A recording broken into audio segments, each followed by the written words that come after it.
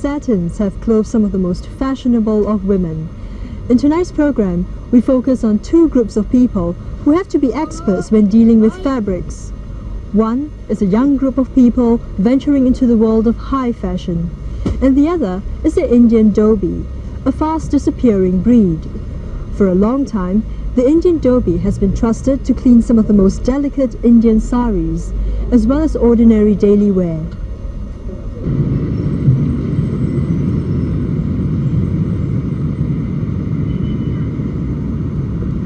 Bras Basah was once the area where traders dried rice that had been wet by the rains.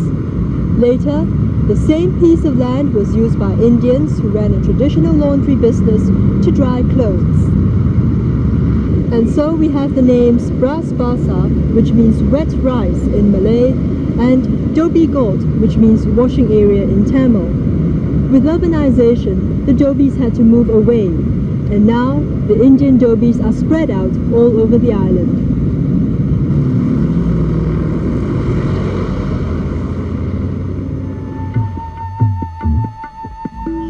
Dhobi got in the 1870s. The area stretched over 5 acres. A stream ran right through it, and here the dhobis used to wash their clothes. The clothes were then dried on dhobi got.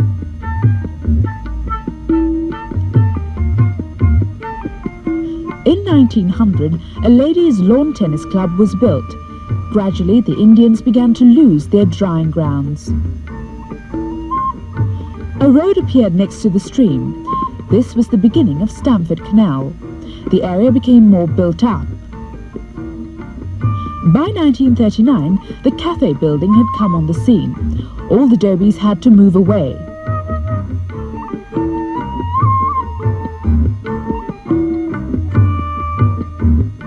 Dhobi got is now part of the central business district, Bras Basah, a busy trading area.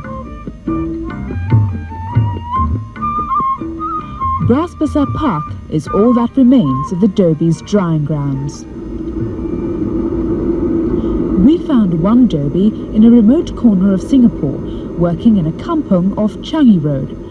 K. Thangavela Laundry is tucked inside a deep, dark alley, almost hidden from the main road. Veerapan runs the business, while his brother-in-law, who owns the shop, is away in India for a 6-month visit. The laundryman moved up here from Dhobi got in the 1940s and now caters to more than 90 families, collecting clothes from all over the island. They have one assistant to help out and charge between $20 and $30 per person, or a minimum of $50 for a family. Their service is a rare commodity these days. Theirs is an old formula which worked long before there was electricity, when overheads were minimal and so were prices, something they can still maintain today. There's nothing like boiling to get dirt and grime out.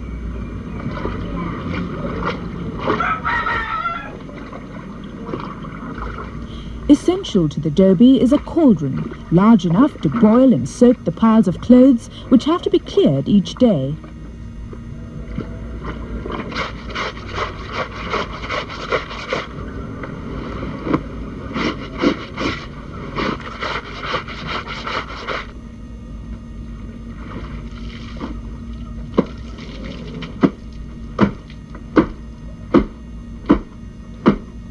Several good scrubs, a couple of rinses and a good thrashing on the granite is a tried and tested method. When khakis were in fashion, this is one sure way to get them spanking clean, and it works just as well for equally hardy materials.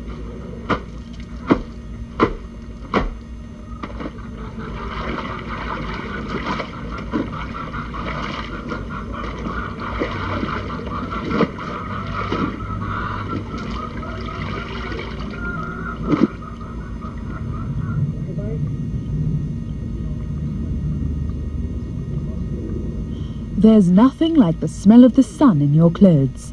Ideally, washing should be put out in the sun immediately, but space is becoming a problem, and lack of it means keeping washing overnight. There's no saying how long this field will be available.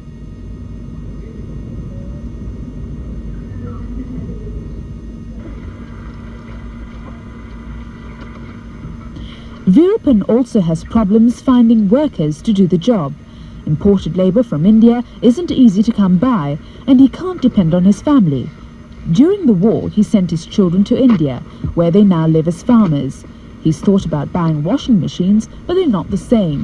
He still needs people who understand how different fabrics take to the wash. நம்ம தொழிலுக்கு அனுபவப்பட்ட ஆள் வந்து இந்த மாதிரி இதெல்லாம் துணிகள்லாம் வந்து கிளியாமல் தான் அடுத்தப்பில் அந்த துணி எந்தெந்த கலர் போகாமல் பந்தோபஸ்தாக எப்படி செய்யணும் அப்படிங்கிற பக்குவங்கள்லாம் போகாது புதிய ஆளுகளுக்கெல்லாம் அனுபவப்பட்ட ஆள் அப்படின்றது அதோடைய அனுபவம் தெரியும். அப்படியெல்லாம் மிஷினில் கொடுக்கும் பொழுது இந்தியனுடைய துணிகள்லாம் பட்டு சாரி இந்த மாதிரி ரொம்ப மெல்லிசாக உள்ளது இதாக உள்ளதெல்லாம் ரோல் சுற்றும் பொழுது கலர்லாம் 2 கலர் இருக்கும். அந்த கலர் ஒன்றோட ஒன்று சேர்ந்துருக்கும். அதனால் வந்து இது மாதிரி தனிப்பட்ட முறையில் துணி துவைச்சோம்னா நல்லாயிருக்கும். அது நமக்கு தான் வயசாகிடுச்சு. இனிமேலுக்கு இப்போது எல்லாம் அந்த வேலை செஞ்சுக்கிறதுக்கும் நமக்கு முடியாது. கிட்டத்தட்ட 52 வயசு ஆகுது. அதுக்கு மேலே செய்கிறதுக்கு இதுக்கெல்லாம் ஊக்கமான இருந்தால் தான் அதை செய்யலாம். இப்போ ஒரு பிளேட்டோவில் எடுத்துகிட்டு ஒரு மூட்டையை கொண்டு போகிறோம்னாலுமே லிஃப்ட் இல்லைன்னு சொன்னால் 4-5 மாடி ஏறதோ கஷ்டமாக இருக்குது. அப்படி இருக்கிறனால நம்ம வயசுக்கும் பொழுது நமக்கும் ஓய்வனும் இல்லை. Age is catching up with them all. The Abdul Jalil laundry was started during the Japanese occupation by a group of Dhobies who came from rural Uttar Pradesh. There wasn't enough work in their hometowns. Some settled here and married into local families. The workplace is also home to many of them. It's a makeshift situation where the desire to return home one day remains strong. For those with close family ties, there are regular trips back to India at least once every 2 years.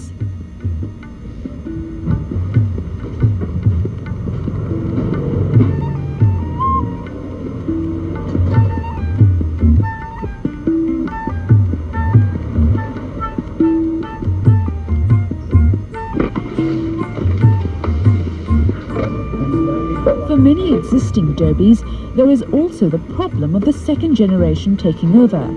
But in this case, the younger members have shown some interest. Harun, a brother and cousin, have chosen to help out in the family business. Harun's uncle and father were pioneers of the shop, and the business is now thriving. Harun, his brother and cousin, now in their 20s and early 30s, are some of the youngest in this line of work. But whether they will eventually take over remains to be seen. A typical day at the shop starts at sunrise and ends when the sun goes down. There are no holidays. They're on their feet for hours at a stretch. Working conditions are often cramped and uncomfortable.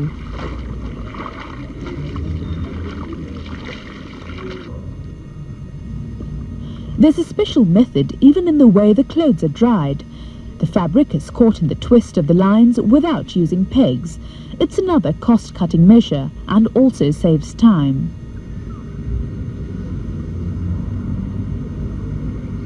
In a way, the dhobi is an expert, a specialist in his field, keeping his customers satisfied, many for a lifetime. The Indian dhobi, he comes to the house, he picks up the clothes, and he also delivers it within 1 week.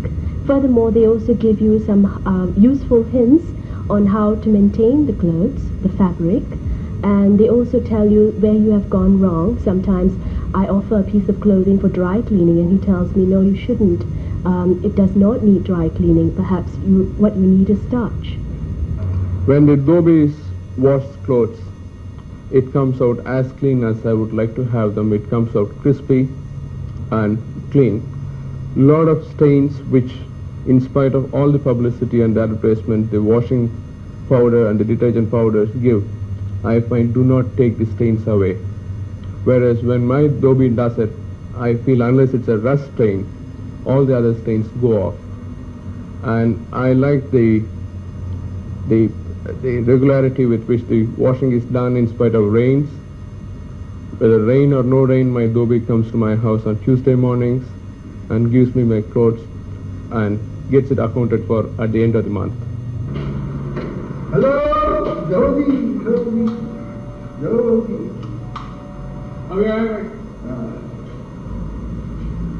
It's a door-to-door service which working families like the Sukumars have found they can't do without. Sukumar's own parents relied on the dhobi, and the service fits in just as well with his present lifestyle.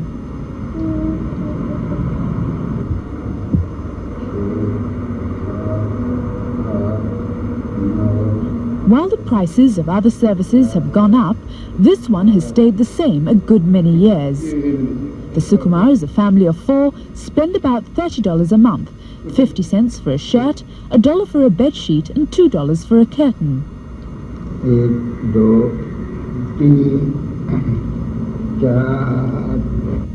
I find that the dhobi is a lot better because they take a lot more care over the clothing, because I think that the modern laundry does not have enough experience handling Indian clothing like sarees, the silver threads, the gold threads and silk sarees. And furthermore, they are longer, and some clothing you just cannot use starch. You have to dry clean them, and I find that the dhobi knows how to do these things without being told. The washing machine doesn't command the same trust, but the appearance of modern neighborhood laundries is an irreversible trend in an age where manual labor is often shunned and space for hanging clothes is limited. Here, machines dry the washing in minutes. The pressing is done in seconds. I do not think using dhobies fits in with the modern lifestyle, because I think most of us have a washing machine at home, and the manpower resource is very scarce. To have people to wash clothes for you may not sound very economical. However, I find that at least in the Far East, life is still a mixture of modern and ancient lifestyles. So it goes, and I'm sure it will go on for another 20-30 years before the Dhobies themselves get tired of doing the job they do now. Not because people don't want them to do, but they will get tired of doing that thing. Pelanggan-pelanggan baru ni, mereka ni banyakkan datang sendiri ke kedai, ataupun kadang-kadang kita jalan hantar kain ke rumah-rumah orang, mereka panggil sendirilah. Kita tidak pergi cari customer cari kita. Itu saja.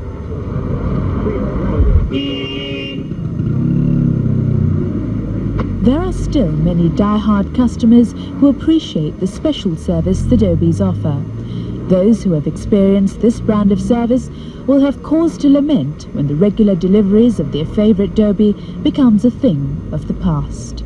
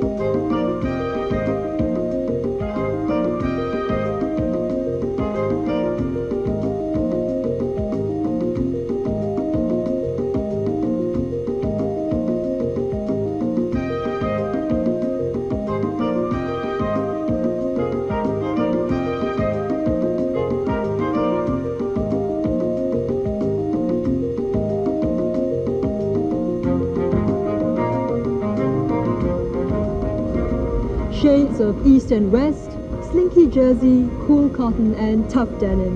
These are some of the current made in Singapore clothes.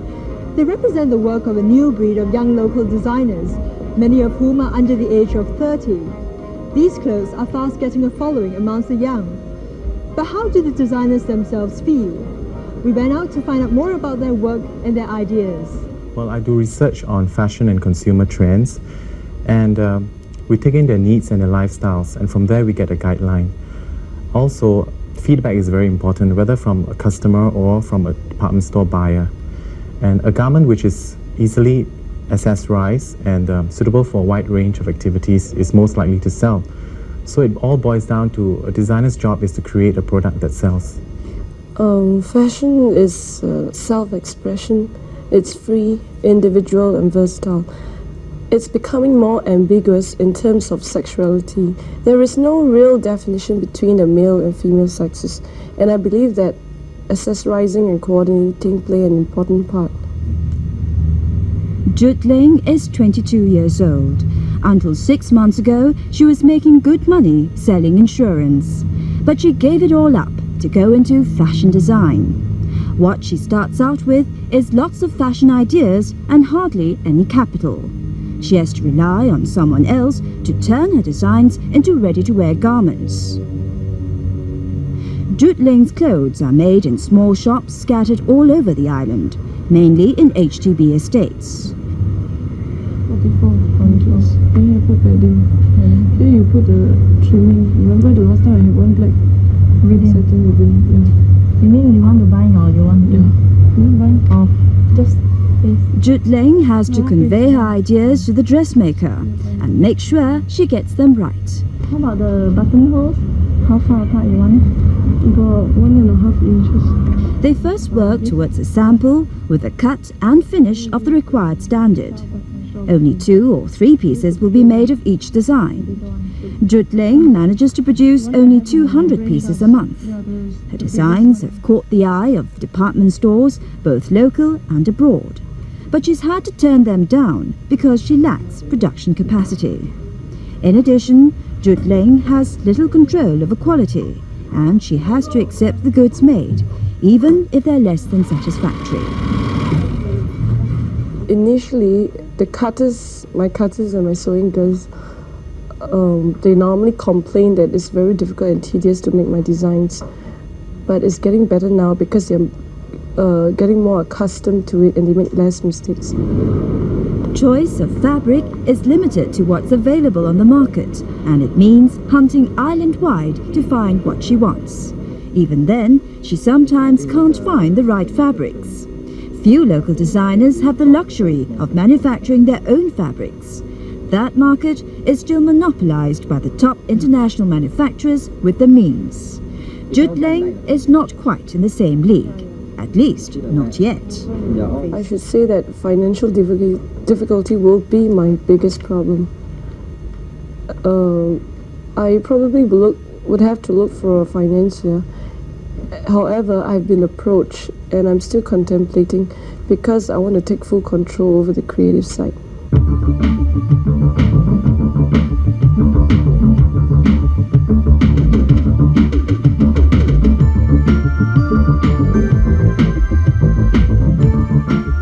Her clothes are daring and different, popular with the young and young at heart, and attractive to those who would otherwise buy more expensive imported labels.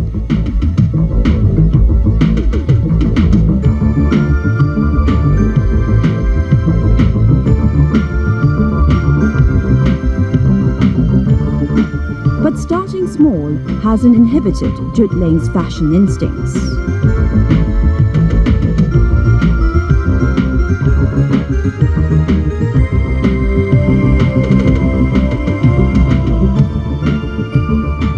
Retail outlets are provided by a local department store and a boutique. Her designs range from separates to dresses and sell for as little as $29 to as much as $349. High production costs make up almost half the price. The retail outlets charge a 13% commission. Jut Ling makes about 30% on the selling price, at least $2,000 a month.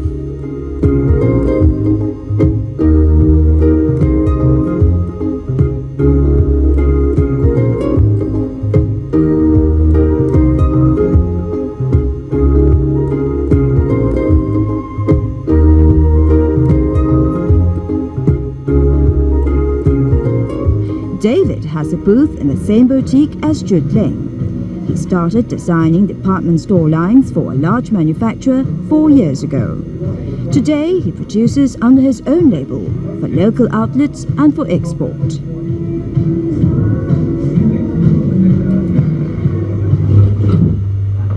Production for David starts here, in what is both his office and home. A sample is made. He has the advantage of working closely with the cutter and the seamstress towards producing a garment that will please his buyers. Day-to-day coordination in this team means that mistakes can be corrected on the spot. David's factory mass produces the garments. Though David is very much in control, he still faces production problems. There is a shortage of good labor supply, especially good sewers. And I think there's a general couldn't care less attitude of people directly or indirectly involved with this trade, from sewers to textile suppliers. So there's always a shortage of good fabrics to meet the demand. David has to import fabrics from Hong Kong and Japan. Samples are tested for color and shrinkage on arrival. Staff are trained on the job. There are checks on production at every stage, and garments are sent back if the finish is less than satisfactory. David has to rely on outside help when his own factory is unable to cope with increased demand. This way, he keeps his staff small and has subcontractors helping out.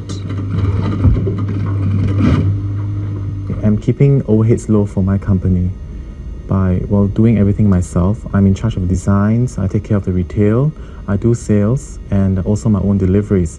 Now, besides that, I'm keeping my staff at the factory side low. That is obviously to cut down, on overheads. David produces according to the demand pattern. He has to keep a close watch on production costs and sales, as he's about to lose his business partner. David is working towards being financially independent.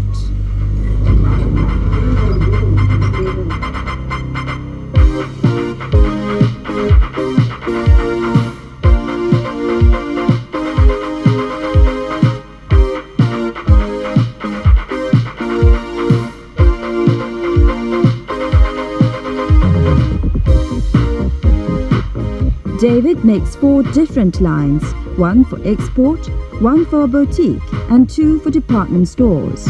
The clothes vary in style from an avant-garde range to something suitable for the more conservative.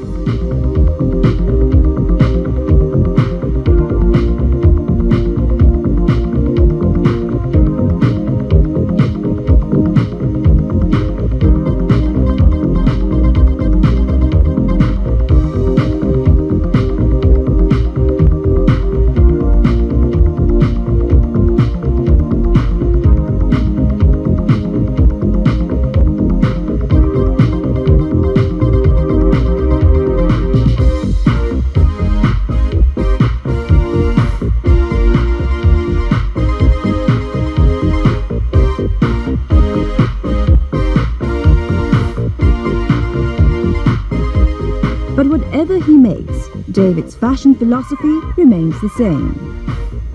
I think it should be fun, it should be affordable, and it should allow a person to express his or her innermost feelings.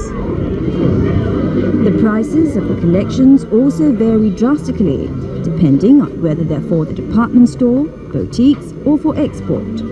Prices range between $15 and $69, and the profit varies from 20% to 25%. Approximately $6,000 a month is ploughed back into the company. Sales promotions to draw in the crowds are regular affairs.